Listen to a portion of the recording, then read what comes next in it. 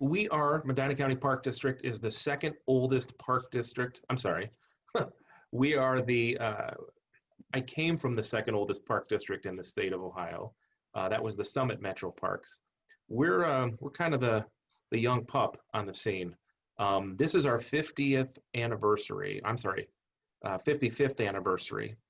We were established in April of 1965, and I have the great benefit of following someone who has been amazing here for our local park district.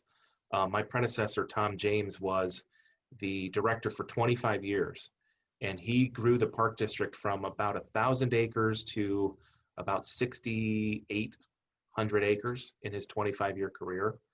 But Cleveland Metro Parks has a good 50 years on us. They've already celebrated their 100-year anniversary. So we got a late start, but we're doing some great things. We're up to 7,200 acres now. We have 18 parks in Medina County, more than 40 miles of trails, and we manage everything that we do with only 35 regular employees. We have a number of seasonals that we'll bring on in the summer to help with mowing and some trail maintenance and some programs, but it's 35 employees who do all the day-to-day, the restoration work, the planning, the maintenance, and that number still amazes me. The first conversation I had with our business manager went something like this: how do you guys accomplish everything? And she said, we're really good at multitasking, and you better be as well. So I've learned to be even better at multitasking. Everything that we do, our budget is about $5 million annually. And here's a fun fact that if you own property in Medina County, you will pay into the Park District's levy unless you live in Hinckley Township. And then you pay into the Cleveland Metro Parks, which I've referenced, because they have Hinckley Reservation, which is the largest park in Medina County. What I love about this park district is that at its core, we're about education, conservation, and natural resources. We're a natural area park district. So yeah, we have some playgrounds, and we have a couple of ball fields that I inherited.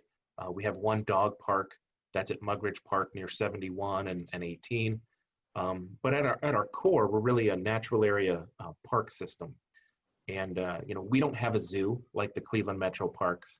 We don't have a farm park, a working farm like Lake Metro Parks. And this allows us to do a lot more restoration. We're focused on preserving the natural world before it's too late, before everything is developed and gobbled up. And that you'll see where things are trending at the end of this presentation. We are part of the Ohio Revised Code. That's how we're established. And I have 3 bosses. They are volunteers established by the probate judge or appointed by the probate judge here in Medina County. That's Judge Kevin Dunn.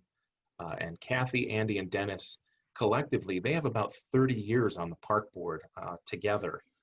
So a lot of good institutional knowledge, and they've been very helpful to me during my transition and my first 2 years here as the director. So this, I think, is really, really cool. When I first started here as director, I wanted to get a sense of how people perceived their jobs. What do we do here? And so in January of 19, I sent out an anonymous survey to the staff. They didn't have to tell me which department they were in, their name or anything, but I wanted to ask them, how would you describe your position to someone who is either new at the park district or new in the county, or how would you describe the park district itself? And here are some of the things that I got back. No one said, I answer phones, I mow the lawn, I clean restrooms. People were talking about some really high level stuff. We're here to make the parks enjoyable. We're here to plant the forests of tomorrow, to share our mission with guests, and to spark a desire in the environment to, foster stewards and another generation of people who care about their parks. That's amazing. So I stepped into an organization where people felt very passionately about their jobs, what we do. 2020 has been anything but typical, but we've done a number of great things this year. Haven't totally tallied everything up because, of course, there's about a month and a half to go. But to give you a sense of how efficient and amazing the staff is here, here's a look at 2019 by the numbers. And remember, this is with 35 employees. We purchased and preserved 252 acres, had over 400 school programs, over 6,800 volunteer hours. We planted nearly 7,000 trees last year. So when people talk about planting the forests of tomorrow and fostering the next generation of stewards, that's how they see themselves. It's true. It's in action. It's in the field. We restored 42 acres, planted some native meadows out there, and created 3 acres of new wetlands just in 2019. So in my time here as the director, I've had 3 early goals. I inherited a great park system, but I want to make it even better. My first goal is to recruit new talent.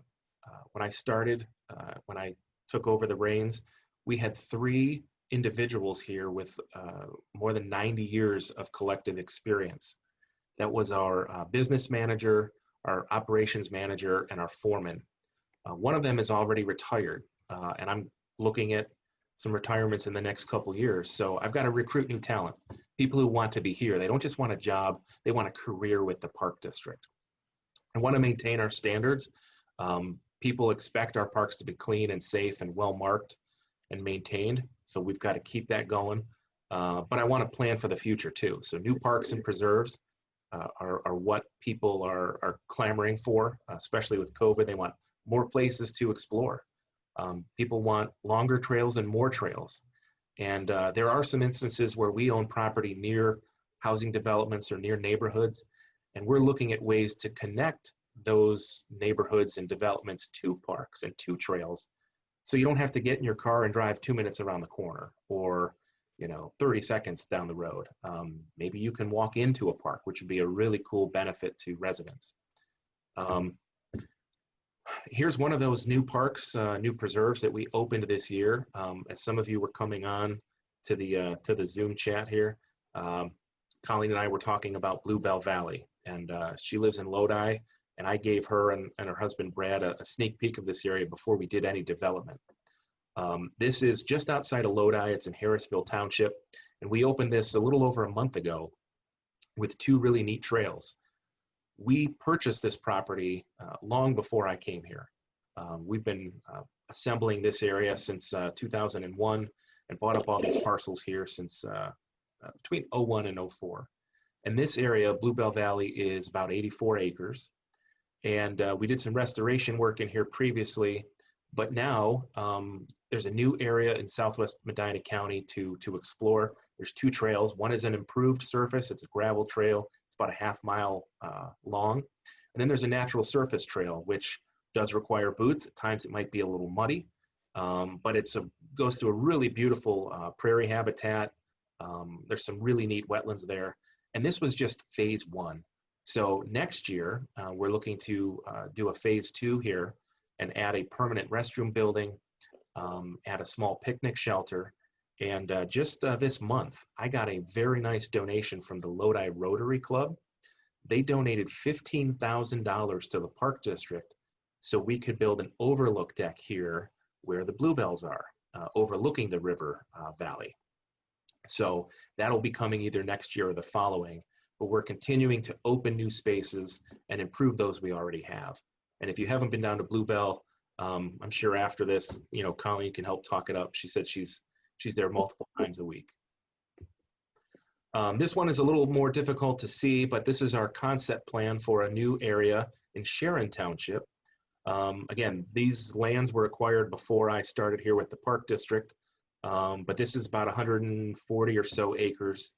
It's south of 162 or Sharon Copley Road. It runs between State Route 94 and State Road. This will be part mitigation project. So what you see in blue will be some new wetlands that we'll create to offset the development by developers, either here in the county or elsewhere in Northeast Ohio. But the phase 1 will begin next year, and we'll have a small asphalt lot off of State Road with a nice gravel loop trail followed by a primitive trail through the woods, and then additional phases into the future. So the approach here is that we're trying to preserve land before it's lost forever, and trying to open properties maybe a little more quickly than we have in the past, and doing it in phases. So instead of having an entire area built out right away, let's let people get in there and see what's happening, and then they can see our parks grow and evolve over time. So we got Bluebell last year, we've got this coming up next year, as well as some other really cool projects. But here's one that you've probably read about and heard a little bit about. I can proudly say that I don't think there's any other park district in the state of Ohio that has its own Ferris wheel. If you hadn't heard, we bought this summer the former Chippewa Lake Amusement Park. It was a 95-acre acquisition, and it's something that this park district has been looking at for decades. The first reference to Chippewa Lake, which we own, was in the board minutes back in 1978 or 79. And my predecessor, Tom, for 25 years, he tried to acquire this property. And when things were kind of stalling out, he went and acquired several hundred acres on the west side of Chippewa Lake. That land is protected now, and we're looking at ways to develop the west side of Chippewa Lake as a nature preserve, where improvements and development will be limited. But then the east side here, where the amusement park was, that will become a more developed park property. Everything from maybe bike trails. We have the Chippewa Inlet Trail and the Chippewa Rail Trail. It'd be great if we could connect those down to this area, improve fishing and boating access. And so one of the cool things that everybody can look forward to, at least in the coming months, by next spring, we want to have a public planning process. And with COVID, I don't know exactly what that'll look like, but we've talked about engaging a consultant to host some public meetings, maybe virtually, to help us vet ideas so we can start to drill down to what this will look like. And this is another area that we'd love in the next couple of years to get some kind of public access there. But realistically, this site has so much potential. There's so much history and so many really cool things that we can do there that this is probably a 10-year build out. You know, we want to preserve things like the Ferris wheel because that tells a story. And again, it's unique. Where else can you see that? Framework of the old ballroom that burned down nearly 20 years ago. We want to keep that. That's an interpretive opportunity to talk about the bands that played there and the history of the amusement park. But then there's a lot of restoration that will take place here too. The Ohio Department of Natural Resources is going to help fund the cleanup of this site and the restoration of this site. So we'll be adding some wetlands that will improve the quality of the lake in the next few years. As far as land acquisition goes, that's a big focus of what I'm doing, at least in my first 2 years here, and I think it'll continue. Essentially, we're looking for resource-rich properties. So we're not actively going out and buying farm fields because who wants to hike around a farm field, first of all? But second, we're looking for those resource-rich properties that we can protect and that are interesting to visitors, things like wetlands and creeks and lakes and if there's ledges and things like that. We're looking for properties with those unique and important attractions. Minimum size for us for a standalone site is about 30 acres. And we're looking for land adjacent to parks and land that can help form connections. If it's not large enough to be its own standalone site, you know, what other niche can it fill? Can it expand a Buckeye Woods, which is already awesome, already very sizable? Can we expand that park? Or could it help form connections between locations? That's really what we're looking for. And lastly, we have several parks that have names associated with them. Allerdale Park in Granger Township is named for Stan and Esther Allard. They donated their 100-acre farm to us back more than 20 years ago. Mugridge Park, which I referenced, that's where the dog park is by Windfall and State Route 18. There's Schleman Nature Preserve here. There's several areas. Schleman is next to Buckeye Woods. Several areas that are named for the individuals who donated land. So, you know, take note, if you have 30 or so acres in your family and you'd like to see them preserved, your family's name could live on forever if you donate that to the park district. So you can look me up later. Lastly, this is the start of that section where I said, really visually describes the importance of the work that we do. And after we see this, I'll be happy to open it up to questions. But last year, I asked our park planner, whose name is Haley, I said, can you show me visually how this county has changed over the last 50 or so years? We were established in 1965, and you hear things like, oh, Brunswick has just exploded, and, Medina didn't used to look like this, and I'm a very visual person. So how can we do this?